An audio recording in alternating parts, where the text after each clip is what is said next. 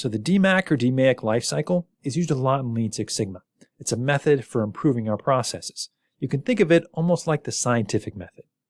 Now before we jump in, let me mention if you're interested in a free white belt certification course, you can access one at sixsigmasociety.org.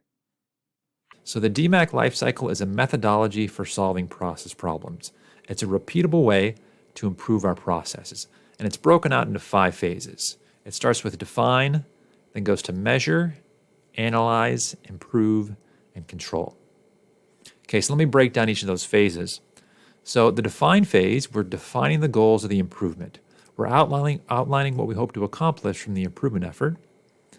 And then after we define the goals, we measure the current process as it is today. We need to know where we're starting from. And then we analyze the process for areas of improvement, finding ways to make it better. And then we improve the process, actually implement those changes, and control the new process over time to make sure the changes that we've made actually last for the long term. We want to control the new process. I thought it would be helpful here to introduce a few key tools by phase. Certainly this isn't all of them, but it's some key ones to kind of give you an idea of some of the things done in each of these phases. So in the define phase, remember we're defining the goals of the improvement, and we could use something called the voice of the customer to capture customer feedback to understand what they're hoping to achieve from the process. And then we could also use a business case. So if we've identified an improvement we want to go forward with, we want to communicate the costs and benefits of the improvement, because sometimes we need to use resources, organizational resources, to get the work done. And so we've got to get approval to do that. And basically a business case, again, outlines the costs and the benefits of the improvement. So it hopefully convinces our superiors to provide the resources necessary to get that improvement effort done. Okay, so this is some of the things we're going to do in the define phase, or we could do as we define the goals of the improvement. Okay, then in the measure phase, we're measuring the current process as it is today.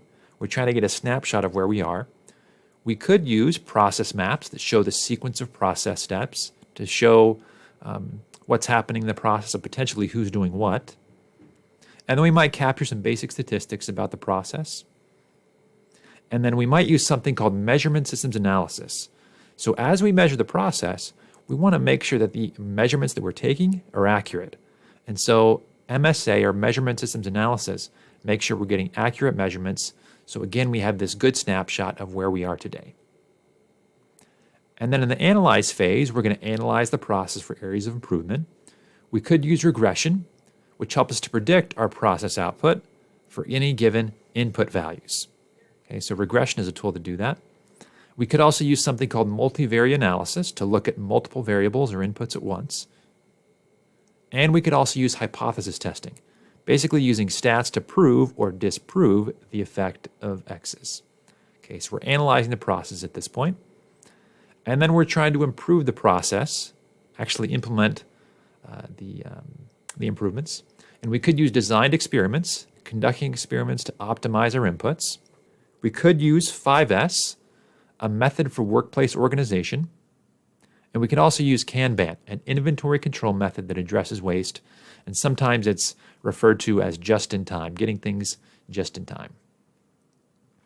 And then finally, in control, some of the tools we could use here are statistical process control, basically monitoring the process over time to make sure it stays within certain boundaries. And then we could use control plans, outlining how to institutionalize the new process. So we often want to document the new process and the steps we're going to take to make sure it stays in control. So thanks for watching. If you're interested in learning more, don't forget to check out the free Lean Six Sigma certification course at sixsigmasociety.org.